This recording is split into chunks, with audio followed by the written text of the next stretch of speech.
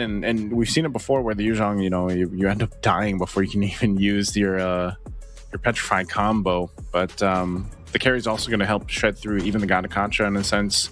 But I do like Team Falcons lineup. I think it's still good. It still serves the purpose that they had in Game 1. And this time around for RQ Hoshi, I think they've still covered those bases, but hopefully they just have a better early game. I think that was the main thing. They got kind of split off. Like even that early death that we saw Susujin take on the YSS in Game 1. It's like I think around Lith Wanderer even, it was like, whoa, what are your roam's not there. So maybe some of those minor mistakes can be fixed here for RQ Hoshi to get themselves to a Game 3. Yeah.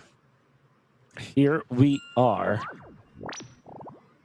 Gadakacha and the Valentina, I would say, is the weaker of the two mid lane duos that we have. I definitely feel like Khalid and Farsa together is such a strong combination. Valentina has fallen out of favor when it comes to strength in the mid lane. Troll might even be forced to pop the Revitalize. Indeed, it will be the case here. Burned through the battle spell, but it's okay. Sometimes it's much better to pop the Revitalize in the first wave because that means that it will be super duper ready come the first turtle fight. Through the battle spell, but it's okay. Sometimes it's much better to pop the and you be aggressive. Get some of those early balance spells down too. Eventually the ultimates, but also just you're good at being able to go ahead and like bait some of these things from the opposing team too, just because you can go ahead and heal back up with Quicksand Guard and be a distraction in yourself. So this time around, nothing too crazy, even into that first Lith Wanderer, which is the best case. Like, that alone is RQ Hoshi saying, like, let's not make that mistake that we did from Game 1. And I'm wondering, the timing here with this lineup for RQ Hoshi, especially having a carry. Is carry still basically you need those 3 items to lock in scaling wise? She still needs the, what do we call it, tips? She still needs those 3 items. Yeah, 3-item power spike. Power spike. For all those who don't know. Yeah, that's the tips. Yeah, for sure. Look at this. Susujin, popping the Requiem. Revitalize is going to be used against Troll. He might be in trouble this time as First Blood going to the hands of Dyron. Team Falcons look like they wanted to make a play up there, but that's what I was saying. The Guinevere is going to help a little bit more, though, just because, again, you have that crowd control plus that Requiem to follow through with the rest of this lineup here. Yep. Actually, it actually depends on the carry on what he decides to go for. If he wants to go for the Trinity, yeah, for sure he's going to farm. But I think that overall, anytime that you can deliver a kill to the carry, you can actually activate him. Okay, Dragon Form going to be used. All for the space for Boyet to go ahead and get this turtle. A Feathered Airstrike to keep Troll up at bay. I'm not sure if it's going to break into a fight. A good usage of the Raging Sandstorm stolen by Cuffin.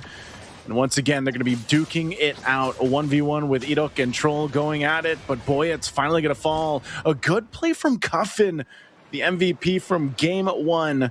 But it's a trade, though. And RQ Hoshi gets that trade in their favor. Yeah, big trade. That will be in favor of RQ Hoshi. I was surprised that Cuffin still survived after that, but he actually started the fight so well for Team Falcons.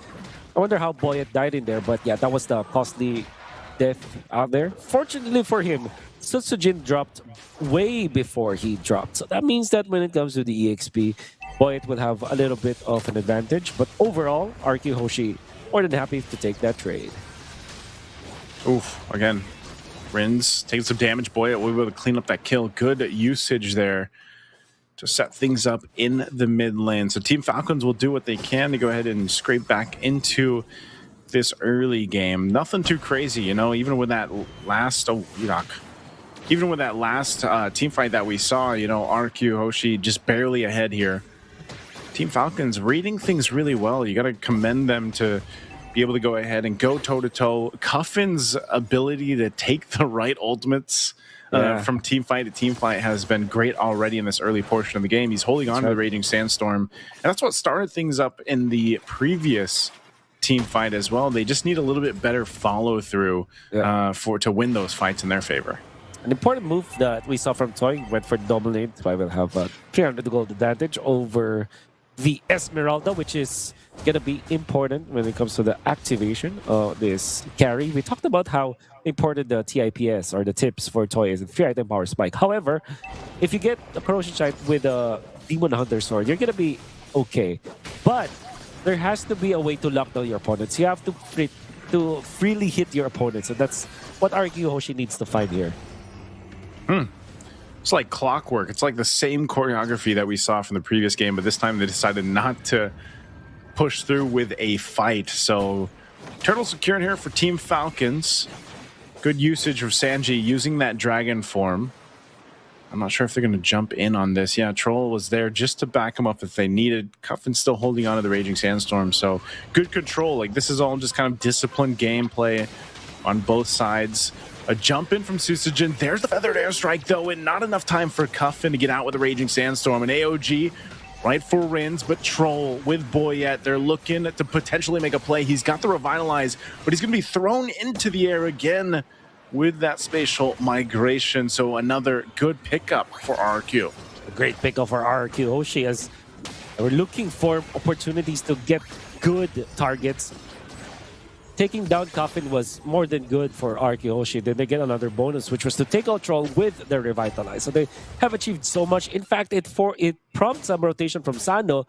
That meant that there will be no one to defend this bottom lane, and Toy will be able to push that lane for the team, and further increasing the lead that RQ Hoshi has right now. About 2,000 gold, 5 minutes in or 6 minutes in.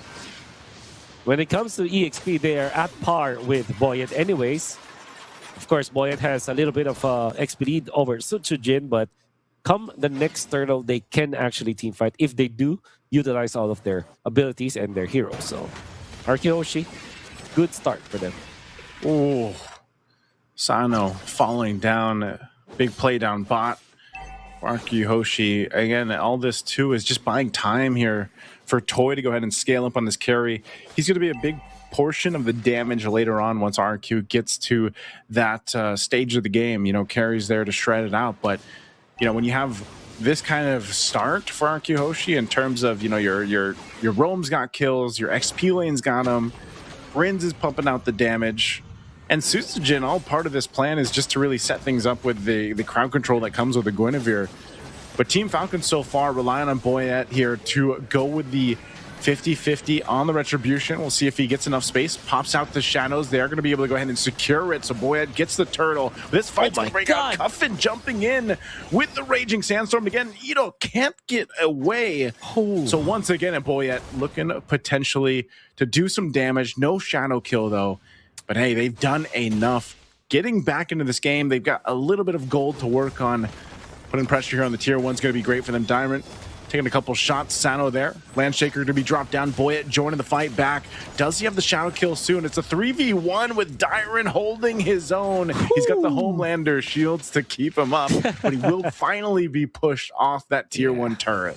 Great pick out of Dyron surviving that. That's actually pretty crucial, but Team Falcons will collect the turret takedown as their consolation prize. There could be a kill down the bottom lane as RQ Hoshi are poising to go for a Death Brush play.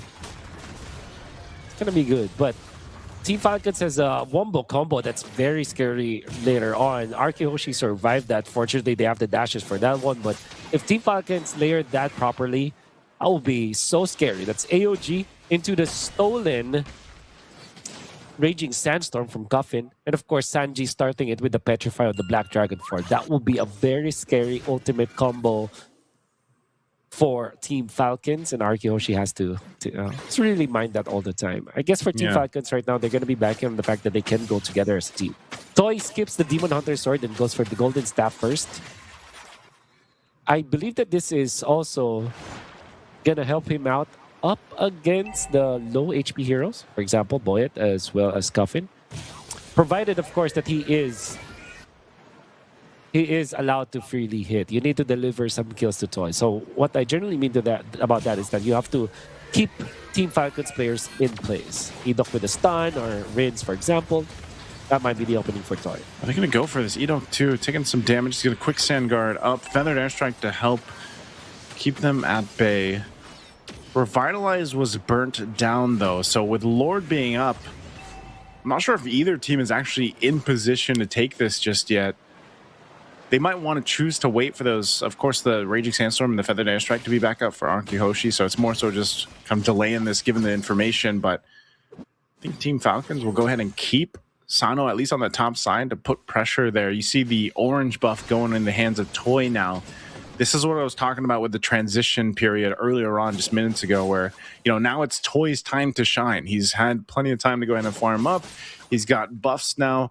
And now that we're focused on these Lords, he's going to be crucial to stay alive. So now Team Falcons kind of has to watch out for that, not get set up with that Raging Sandstorm and make things happen. Good burn in the Flicker, though, against Rin's.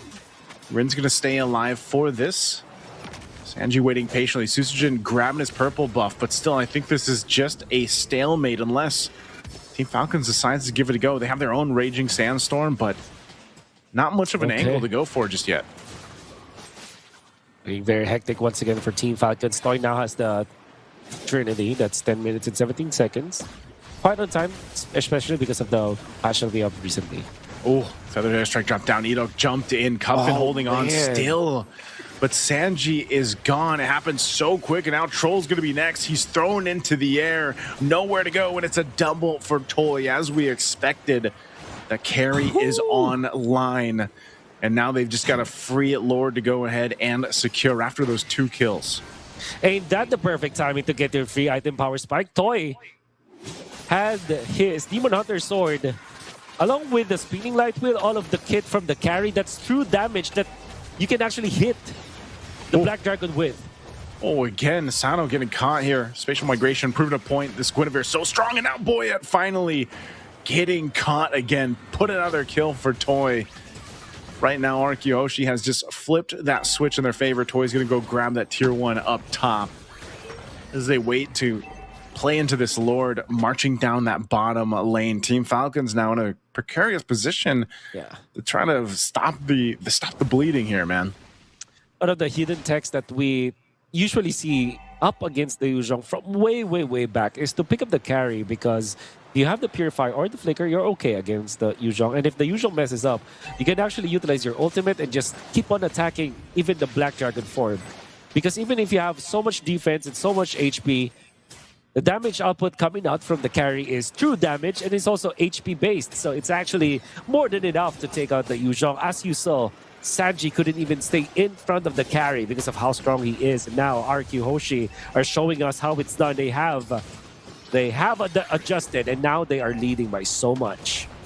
See how they approach this. Lord's going to march into this bottom turret. They will take down the bottom base turret again. Spatial Migration into the Feathered Airstrike combination. Revitalized from Troll will keep him alive, but Sanji is gone. Cuffin deleted, as well as Toy just shreds through the health bars of Team Falcons, clipping the wings here in game 2. Taking them a little bit longer to end it, but it's a double for Troll, or double for Toy, as Troll falls and Boyette can't do anything as Arkihoshi takes us to a game 3. Just like yesterday when we saw Team Falcons, they were the team during that last series and also the last series. For today, they will force game number 3. Gotta credit it to what Arkihoshi has done, though, because they were able to recover. Team Falcons were already